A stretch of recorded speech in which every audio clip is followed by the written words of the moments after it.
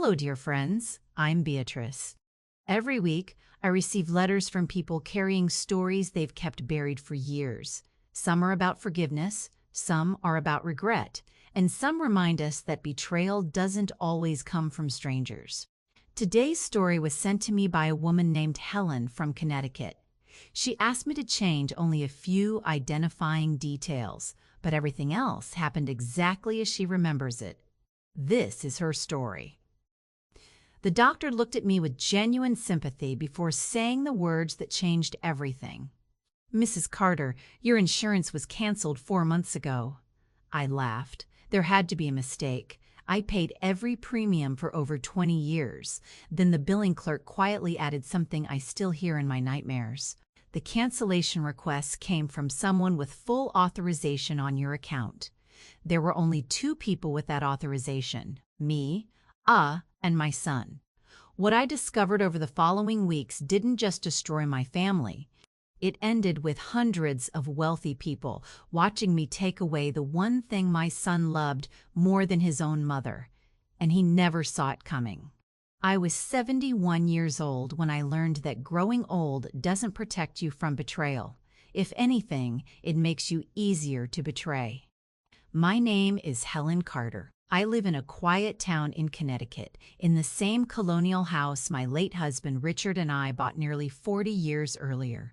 People assumed I lived modestly because I couldn't afford more. The truth was simpler. After Richard sold his logistics company, we never had to worry about money again. When he passed away 8 years later, I inherited more than enough to live comfortably for the rest of my life. I never liked showing wealth. No designer handbags, no sports cars, no giant mansion, just my garden, my books, my volunteer work at the hospital, and Sunday dinners with my only son, Bradley. Everyone told me how lucky I was. "Your son visits every week. He's always helping you. You raised a wonderful man." I believed every word. When managing investments became tiring after Richard died, Bradley insisted on helping. "Mom, you shouldn't be dealing with all this paperwork. Let me take care of the boring stuff." It sounded reasonable. He never asked for control over everything, just enough to make life easier. Over the years, I signed documents without reading every page. Bank access, insurance authorization, investment statements, nothing unusual, or so I thought. The morning everything collapsed began with chest pain while watering my roses. Nothing dramatic. Just enough discomfort that my neighbor insisted on driving me to the emergency room. The nurses were kind. The doctor ordered several tests. I waited calmly, assuming I'd be home before dinner. Instead, a woman from billing knocked gently on the curtains surrounding my bed. She looked uncomfortable before speaking. "Mrs. Carter, before we continue, there's an issue with your insurance." I smiled. "That's impossible." She looked at her computer again, then at me. "According to our records, your policy was voluntarily canceled 4 months ago." I felt something colder than fear. Confusion. "Canceled by whom?" The woman hesitated. She lowered her voice. "Someone listed as an authorized financial representative." She turned the monitor slightly toward me. I recognized the name instantly. Bradley Carter. And somehow, that wasn't even the worst thing I would learn that week. I asked the billing clerk to print every document connected to the cancellation. She hesitated. "Mrs. Carter, are you sure?" I nodded. 5 minutes later, I held 3 sheets of paper that felt heavier than bricks. The request had been submitted online. The verification call had been completed successfully. The security questions had all been answered correctly. Whoever canceled my insurance knew everything: my date of birth, my social security number, my policy number. Even the answer to the security question Richard and I had chosen almost 25 years earlier. My maiden name. Only family knew that. Only Bradley. As the realization settled in, my phone buzzed. Bradley. "Hey, Mom, Amanda and I are thinking about stopping by on Sunday." "Need anything from the grocery store?" His voice sounded warm, relaxed, completely normal. I almost answered the way I always did. "No, sweetheart, I'm fine." Instead, I simply said, "I'm at the hospital." There was a brief silence. Just 1 second, too short for most people to notice. Long enough for a mother. Hospital? What happened? His concern sounded convincing. Almost rehearsed. Just some tests. Do you want me to come? For years I would have said yes without hesitation. This time, no. Another pause. Okay. Keep me updated. He hung up unusually quickly. Not even an "I love you." As I sat alone, memories began arranging themselves differently. Bradley insisting on handling my paperwork. Bradley telling me not to worry about insurance renewals. Bradley collecting my mail whenever I traveled. Little moments that had once looked like kindness now cast long shadows. Maybe I was imagining things. Maybe there was another explanation. I wanted there to be another explanation. When I was discharged that evening, I drove home instead of calling Bradley. The house felt strangely quiet. I made tea, opened my laptop, logged into my online banking for the first time in months. At first, nothing seemed unusual. Utility bills, charity donations, property taxes. Then I noticed a payment I didn't recognize. Green Valley Country Club monthly membership fee. $3,875. I frowned.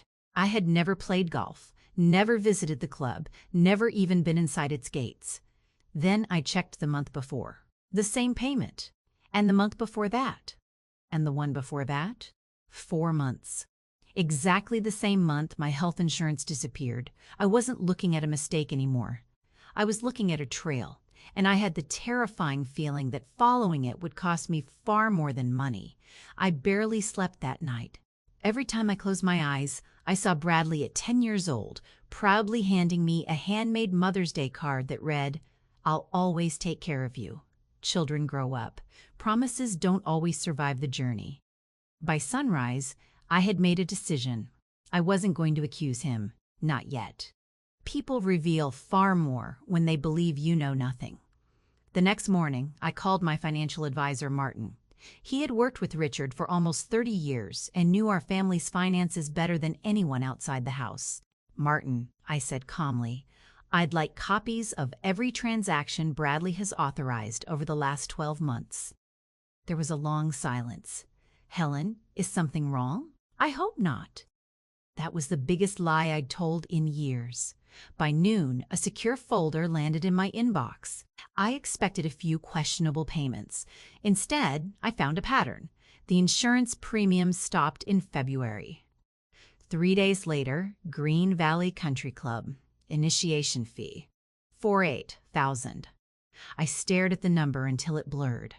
A week later came another payment. Private locker. Golf cart lease.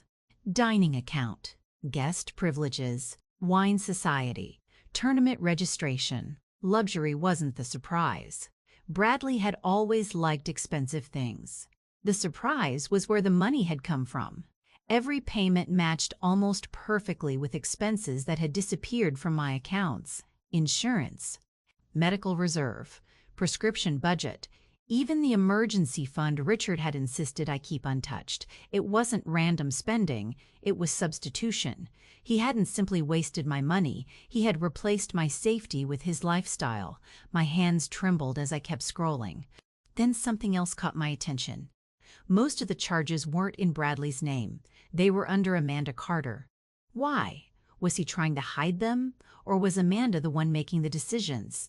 Before I could think it through, my phone buzzed again. A notification. Amanda had posted new photos on social media. She stood beside Bradley in elegant white tennis clothes, both of them laughing under a massive oak tree. Behind them stood the entrance to Green Valley Country Club. The caption read, "Finally living the life we've earned." I looked at the date. Yesterday, the same day I'd been lying in a hospital bed wondering whether I could afford treatment. I enlarged the photo. Something in the background caught my eye. Standing beside the clubhouse entrance was a large banner. Annual Founders Championship. 3 months away. Neither Bradley nor Amanda realized it yet, But that tournament was about to become the biggest mistake of their lives. I could have called Bradley that evening. I could have demanded an explanation. Instead, I drove to Green Valley Country Club. Not through the front entrance. I parked across the street beside a small public park where no one would recognize my car. For nearly an hour, I watched people arrive. Luxury SUVs, imported sports cars, valets greeting members by name. Perfect smiles, perfect clothes, perfect lives. Or at least, that was the illusion they were paying for.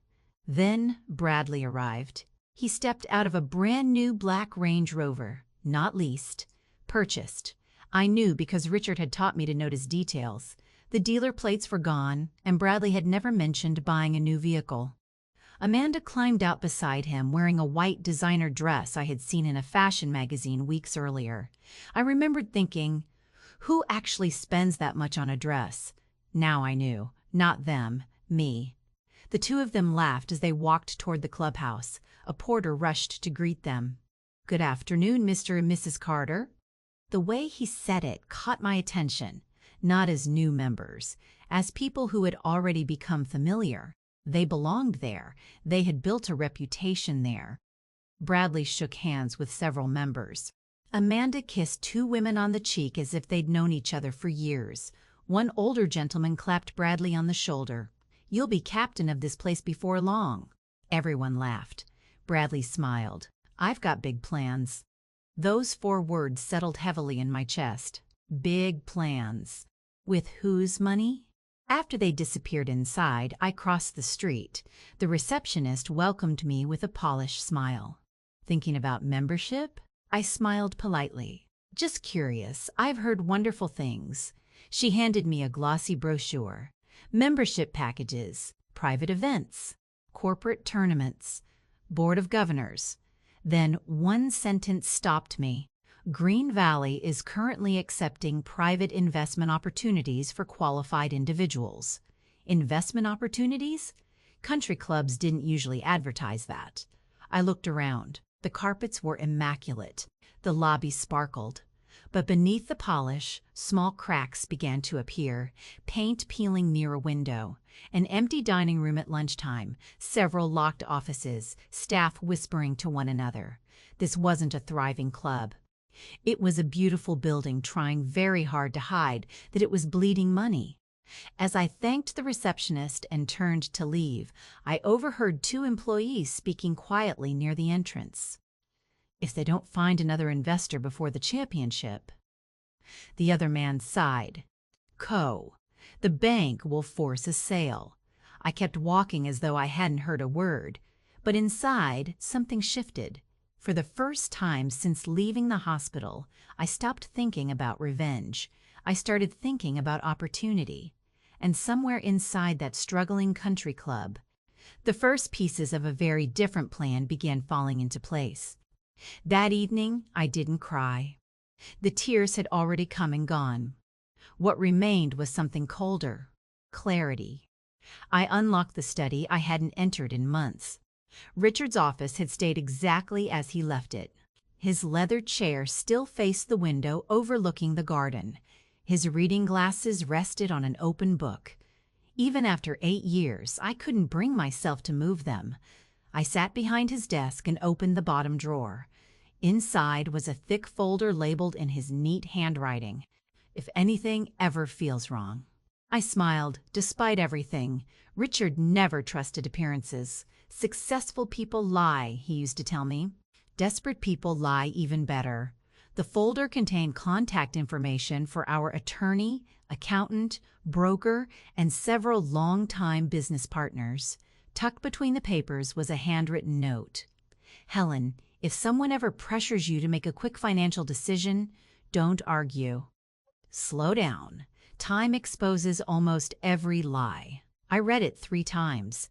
That was exactly what I had been doing without realizing it. Slowing down, watching, listening, letting Bradley believe I knew nothing. The next morning, I met Martin at his office. He closed the door before speaking. "Helen, I almost called you 2 months ago." I looked up. "What do you mean?" He slid a file across the desk. Bradley asked whether you'd be willing to liquidate part of your investment portfolio. I never approved that. I know. Martin folded his hands. When I insisted on speaking with you directly, he said you were becoming forgetful. He claimed you didn't want to be bothered with financial matters anymore. For a moment, I couldn't breathe. Forgetful. He hadn't just stolen from me. He had started laying the foundation to make people doubt my mind. If I had believed him, Martin continued quietly, he could have gained much more control over your assets. A chill ran through me. This wasn't a single bad decision, it was a plan. One that had begun long before my insurance disappeared. Martin hesitated again before opening another folder. There's something else. He turned the document toward me. Green Valley Country Club, financial summary, revenue declining, membership falling, debt increasing. Several investors had already withdrawn. The club wasn't prosperous, it was drowning. The owners have been quietly looking for new capital, Martin said. Most people think they'll declare bankruptcy after the Founders' Championship. I looked at the numbers. Richard had spent decades teaching me how to read balance sheets. Behind the losses, I saw valuable land, historic buildings, prestigious branding, poor management, not a dying business, a neglected one. Martin leaned back. You've got that look. What look? The same one Richard had every time he found a company everyone else had given up on. For the first time since the hospital, I smiled. Not because I was happy, because an idea had just become a strategy. And if my calculations were correct, Bradley wasn't spending his stolen money at Green Valley. He was unknowingly helping me buy it. For the next 3 weeks, I became invisible. At least, that was what Bradley believed. I accepted every Sunday dinner invitation. I complimented Amanda's cooking. I listened to Bradley talk about golf handicaps, charity tournaments, and important business connections he was making at Green Valley. He never once asked how I was feeling after the hospital. Not once. Instead, every conversation somehow found its way back to money. Mom, he said one evening as he carved into a filet mignon, have you ever thought about simplifying your investments? I smiled. I've thought about many things. You don't really need such a complicated portfolio anymore. Amanda nodded in agreement. It must be exhausting. Funny. Neither of them had shown the slightest interest in my investments before Richard died. Now, they seemed fascinated. I'll think about it, I replied. That answer satisfied Bradley far more than it should have, because he thought he was steering the conversation. He had no idea he was walking exactly where I wanted him. The following Tuesday, Martin arranged a private meeting with Green Valley's chairman, not at the club, at a small law office in Hartford. The chairman, Charles Whitmore, looked 20 years older than the photograph on the club's website. Stress had a way of aging people. I understand you're interested in investing, he said cautiously. I'm interested in understanding why a club with a waiting list 5 years ago is suddenly looking for private capital. He sighed. Because appearances are expensive. For nearly 2 hours, he walked me through everything. Membership had fallen. Operating costs had exploded. Several wealthy members had resigned. The bank had already begun applying pressure. The upcoming Founders' Championship wasn't just another tournament. It was their last opportunity to attract investors. If it failed, Green Valley would likely be forced into receivership. Charles folded his hands. We've received several offers. I'm sure you have. But they all want to dismantle the property. Golf course sold separately. Clubhouse converted into luxury condominiums. Historic buildings demolished. He looked genuinely heartbroken. My grandfather built this place. There was something honest in his voice, something I hadn't heard in weeks. I don't want to destroy it, I said quietly. I want to save it. He studied me for several seconds. Then why keep your interests confidential? I looked out the window before answering.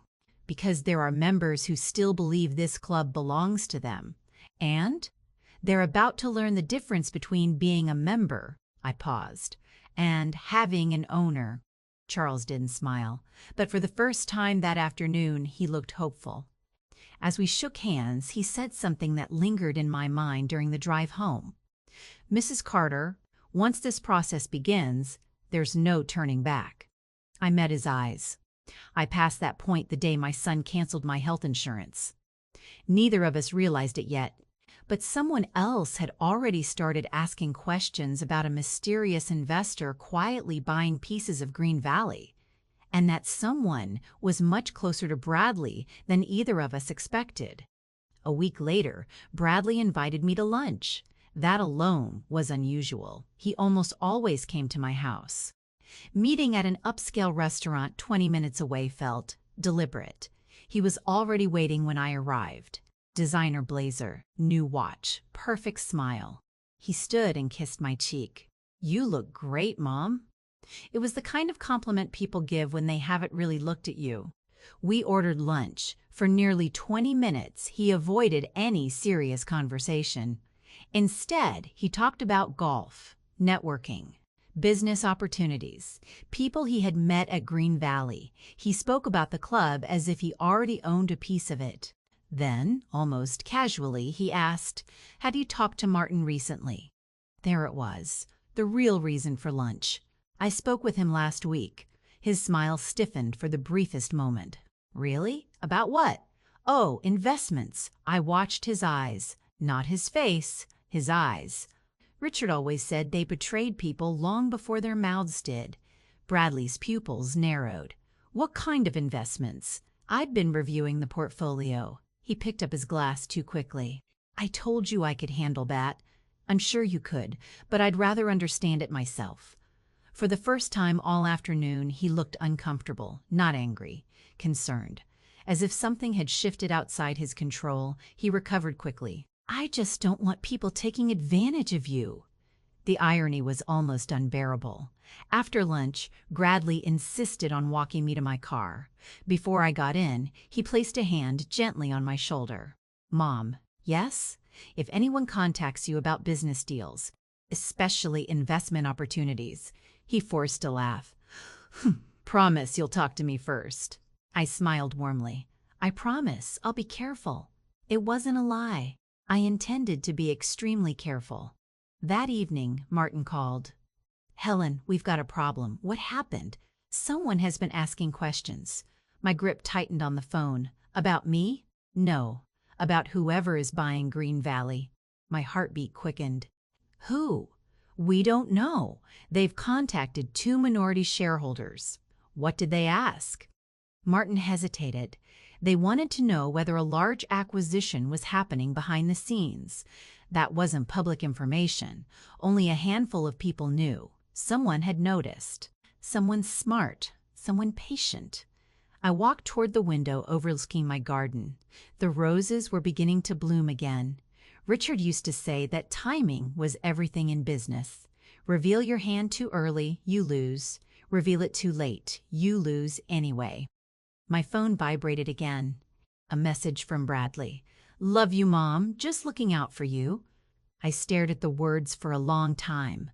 Months earlier, I would have believed every letter. Now, they felt less like affection and more like surveillance. Then Martin sent one final message. "We've identified who started asking questions." I opened the attachment. The name made my stomach tighten. It wasn't Bradley. It wasn't Amanda.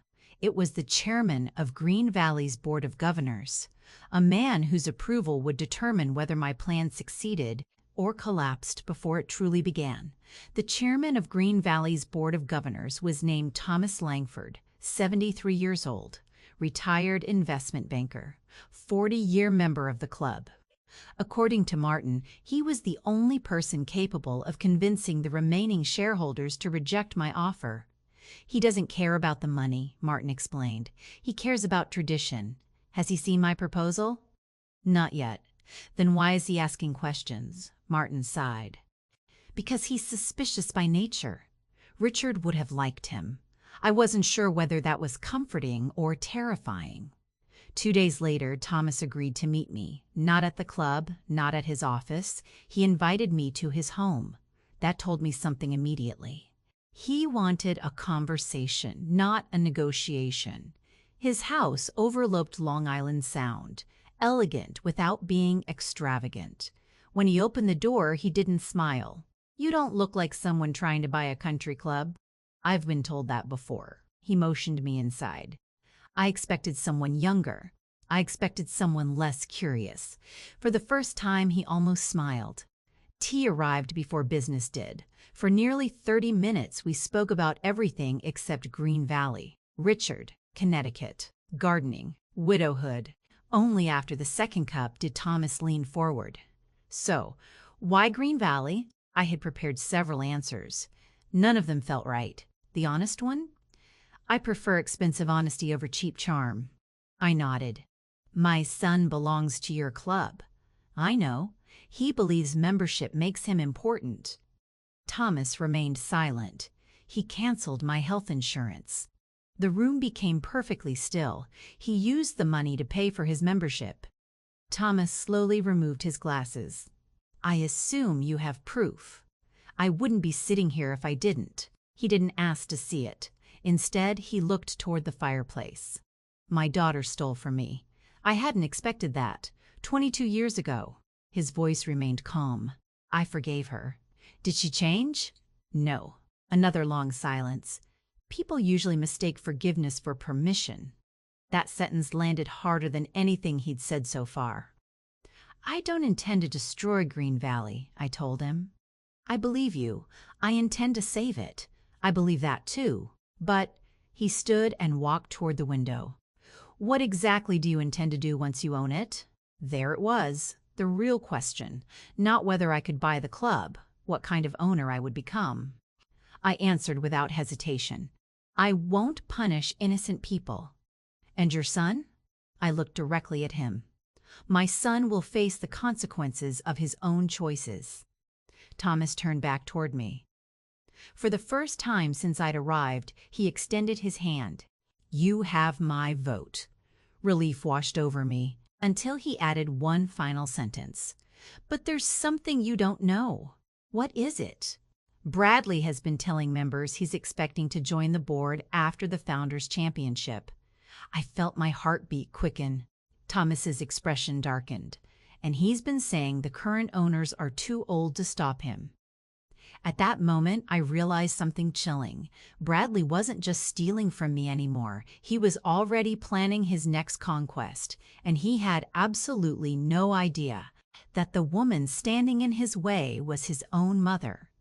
The invitation arrived 3 days later. Heavy cream-colored paper, gold-embossed lettering.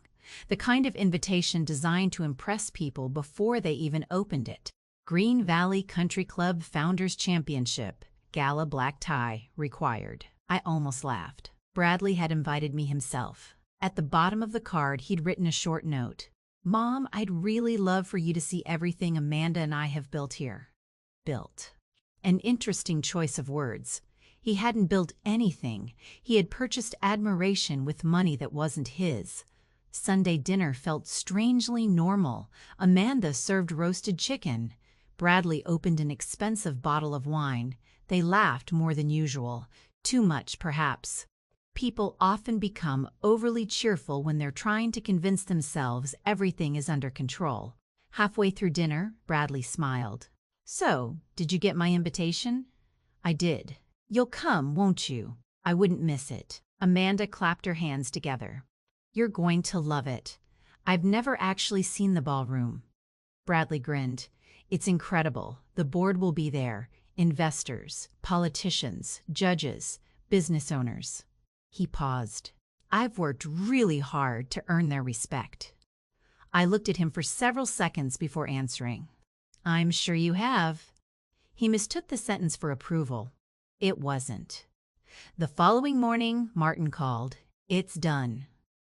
Those 2 words carried months of preparation. The shareholders signed? Enough of them. The financing completed. The bank? They've accepted. I closed my eyes.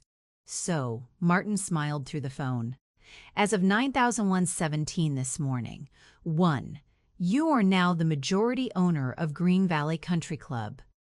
The room became perfectly silent. There was no rush of victory, no celebration, only an overwhelming feeling that life had quietly crossed a line it could never uncross. That afternoon, I met with Thomas Langford and the remaining board members. There were no speeches, no champagne, only paperwork, stacks of it.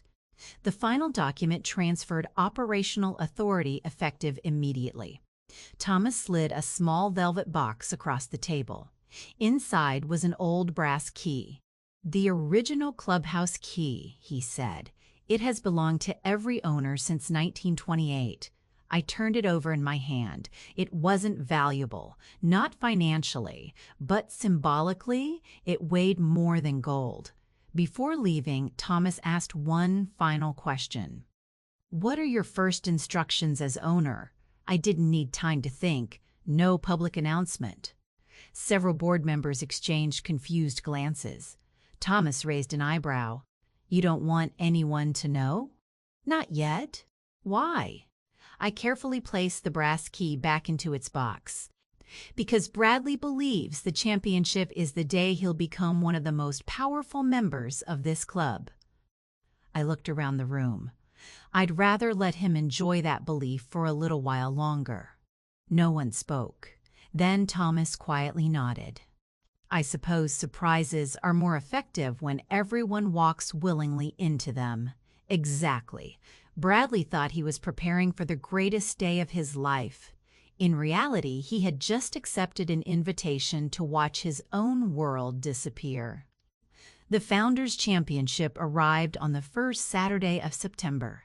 Connecticut greeted the morning with clear blue skies and the kind of crisp air that makes every golf course look like a painting. By 8 o'clock, Green Valley was already alive. Luxury cars filled the circular driveway.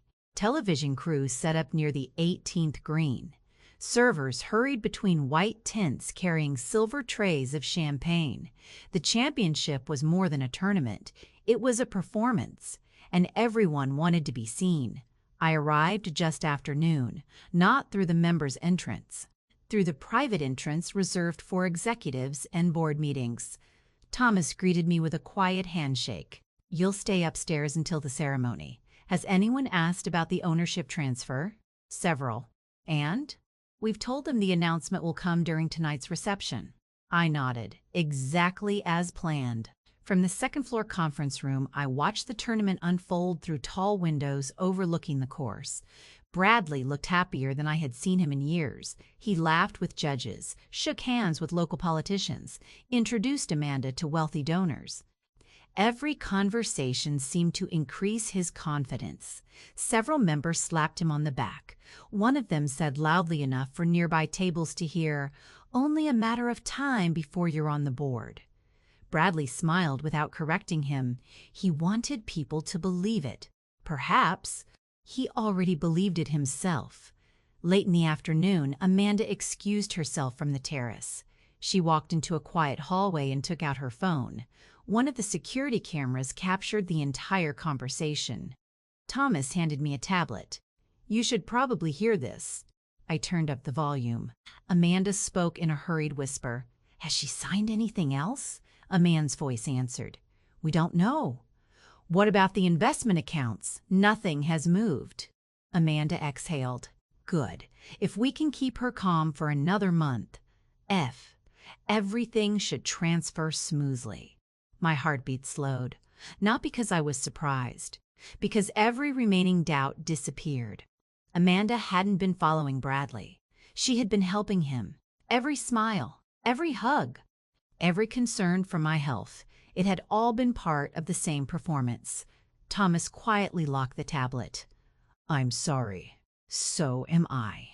But I wasn't talking about myself. As sunset painted the course in shades of gold, guests gathered inside the grand ballroom. Crystal chandeliers reflected across polished marble floors. A jazz quartet played softly near the stage. Nearly 400 members and guests filled the room. Bradley stood near the front with Amanda, laughing confidently.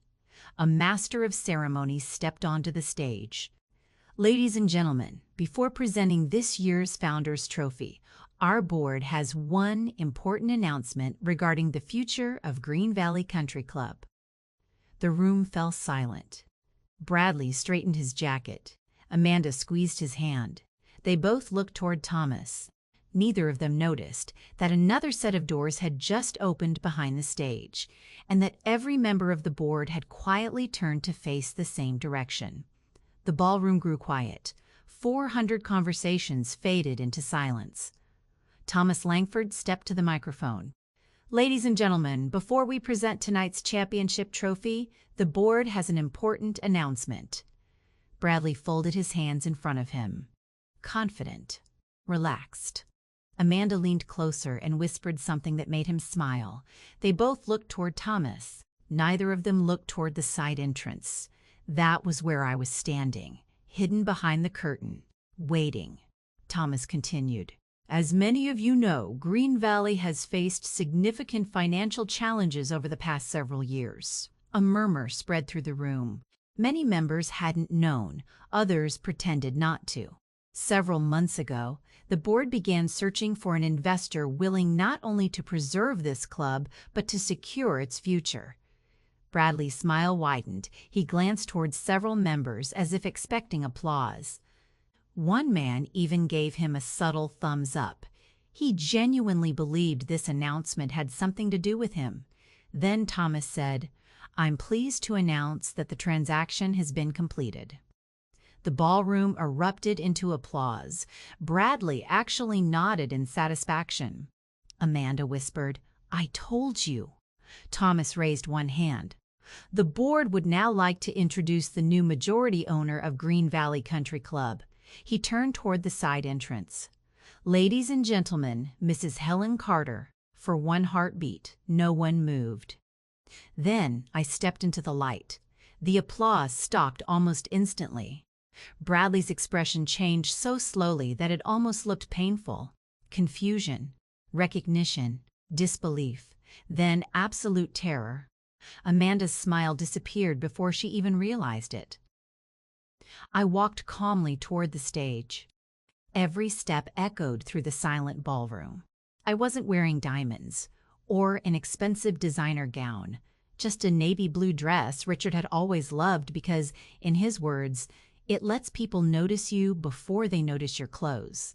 Thomas handed me the microphone. "It belongs to you now." I looked across the room. Hundreds of unfamiliar faces, and one very familiar one. Bradley hadn't blinked in several seconds. He looked as though someone had erased the future he'd been imagining all year. He finally found his voice. "Mom." It came out as little more than a whisper. I met his eyes. For the first time since the hospital, for the first time since I learned the truth. "My name is Helen Carter," I began. "And 3 months ago, I almost died because someone canceled my health insurance." The room became perfectly still. You could hear glasses being placed on tables. No one spoke. No one moved. Bradley's face turned white. Amanda grabbed his arm, not to comfort him, to steady herself. Neither of them knew what I was going to say next, but they both knew. Their lives were about to change forever. For several long seconds, no one spoke. 400 people sat frozen, waiting for someone to explain why a quiet 71-year-old widow had just accused her own son of leaving her without medical insurance. I looked at Bradley. He looked back at me with the same expression children wear after breaking something they cannot repair. "Mom," he said again, louder this time, "this isn't the place." I nodded slowly. "You're right." Then I looked around the ballroom. "But you chose this place." A ripple of confusion spread through the audience. "I didn't ask to become part of Green Valley," I continued. "I was brought here by a series of financial transactions that began the day my health insurance disappeared." I lifted a slim folder from the podium. "I came prepared." Bradley's shoulders stiffened. Amanda whispered urgently, "Don't say anything." He ignored her. "This is a misunderstanding." I opened the folder. I hoped it was. The first document appeared on the large projection screen behind me. A copy of my insurance cancellation request. Authorized Representative Bradley Carter. Gasps echoed across the ballroom. Bradley turned toward the screen. I can explain. So can I. The second document appeared, a timeline. February 3rd. My insurance canceled. February 6th. Green Valley initiation fee paid. February 11th. Private membership activated. March. Luxury locker. April. Dining account. May. Tournament registration. Every payment lined up almost perfectly with the money that no longer protected my health. The room had become so quiet that the projector's fan was audible. Bradley looked desperately toward the board, toward Thomas, toward anyone. No one looked back. Amanda suddenly stepped forward. "Helen, we were going to tell you." I stared at her. "When?" She hesitated. After. After what? After I died? After the estate transferred? She never finished the sentence. Because she couldn't. There wasn't a version that made them look innocent. Bradley tried one last time. "You don't understand how much pressure I was under." I nodded. "I probably don't." He took a step toward me. "I was going to fix everything." "When?" Another silence. "Next year?" No answer. "When the club accepted you onto the board?" Still nothing. "When my investments were transferred to your control?" His head snapped upward. For the first time all evening, he realized I knew about that too. Every excuse collapsed, every lie, every carefully constructed version of himself, gone. I closed the folder. I didn't come here to embarrass my son. I paused. I came because actions deserve consequences. I turned toward Thomas. "As owner of Green Valley Country Club, I have one final announcement." Every face in the ballroom turned toward me, including Bradley's. He looked terrified now, not because of what had already happened, because he finally understood. The silence inside the ballroom felt heavier than any applause ever could. I looked at Bradley, then at Amanda. Neither of them could meet my eyes anymore. "As owner of Green Valley Country Club," I said, "I have reviewed the membership policies adopted by this board over the last 20 years. Thomas slid another folder onto the podium. I opened it slowly. Section 4.2. I paused long enough for every person in the room to wonder what came next. A member may have their privileges permanently revoked if they obtain or maintain membership through fraud, financial misconduct, or actions that bring substantial disrepute to the club. A few heads turned toward Bradley. Someone quietly whispered, "My God." Bradley stepped forward. "Mom, don't do this." It was the first time all evening he sounded like my son instead of a businessman. For just a second, I almost remembered the little boy who used to run into my arms after school. Then I remembered sitting alone in a hospital bed, wondering whether I could afford treatment. That memory was stronger. "This isn't revenge," I said quietly. "This is accountability." Bradley shook his head. "You'll ruin my life." "No." I looked directly into his eyes.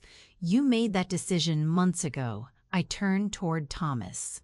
"Effective immediately, the memberships of Bradley Carter and Amanda Carter are permanently terminated." A collective gasp swept through the ballroom. Amanda burst into tears. Bradley stood perfectly still, as if he hadn't understood the words. Thomas rose from his chair. "In accordance with club bylaws, the decision is effective immediately." Two security officers approached. They were polite, professional. Neither touched Bradley. One simply held out a small envelope. "Sir, we'll need your membership card." Bradley stared at it, then slowly reached into his jacket pocket. He pulled out the dark green membership card he had shown off so proudly for months. His hands were shaking. He looked around the room, searching for support, for anyone. The businessmen who had laughed with him that afternoon suddenly found the carpet fascinating. The politicians were checking their phones. The members who had promised him a seat on the board wouldn't even make eye contact. Prestige had vanished in less than a minute. Amanda quietly removed her own card and placed it beside his. Neither of them resisted. because there was nothing left to resist. Before leaving, Bradley turned toward me one last time. Was it worth it? The question hung in the air. I thought carefully before answering. No, his expression changed. But neither was losing my son. For the first time that evening, real emotion crossed his face. Not anger, not embarrassment, regret. Whether it had come too late, I still didn't know. As Bradley and Amanda walked toward the exit, the massive wooden doors opened. Bright camera flashes from local reporters waiting outside flooded the entrance. Neither of them had expected the media. Neither had I. And in that instant, Bradley realized that tonight's humiliation was only the beginning. People often ask me what happened after that night. Most of them expect a dramatic ending, a lawsuit, a screaming match, a family torn apart forever. Real life is usually quieter, and sometimes that makes it far more painful. The local newspaper covered the ownership announcement the following morning. They praised Green Valley's financial rescue. They mentioned that 2 members had been expelled for violating club policies. They never printed Bradley's side of the story, because there wasn't one. The documents spoke for themselves. 3 weeks later, Bradley came to my house. He looked older, not physically, just tired. The expensive watch was gone. The confidence that used to fill every room before he entered had disappeared with it. When I opened the door, he didn't try to hug me. "May I come in?" I stepped aside. We sat in Richard's old study. For several minutes, neither of us spoke. Finally, Bradley looked at the floor. "I've replayed everything 1,000 times." I waited. I kept telling myself I was borrowing. Another pause. "I convinced myself I'd put everything back before you ever noticed." His voice cracked. "But then there was another payment. And another. And after a while, I stopped thinking about you." There it was. Not an excuse. Not a justification. Just the truth. "I don't expect forgiveness," he said quietly. "I know. I only wanted you to hear me say." He struggled to finish the sentence. "I'm sorry." I believed he meant it. For the first time in many months, I truly believed him. But regret and trust are not the same thing. "I hope you become the man your father believed you could be." He nodded. "I hope so too." When he left, he looked back once. I raised my hand. So did he. Neither of us smiled. Healing doesn't happen because someone apologizes. It happens because both people choose to do the difficult work afterward. Whether Bradley ever did, I honestly don't know. Green Valley looks different today. The golf course is thriving again. The clubhouse has been restored. We created a scholarship fund for local students instead of spending money on unnecessary luxury renovations. Membership is no longer based only on wealth. Character matters too. It turns out that's a surprisingly good investment.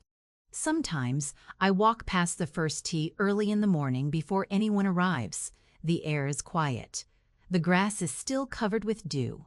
I think about Richard, about the life we built, about how easily trust can be broken, and about how carefully it must be rebuilt.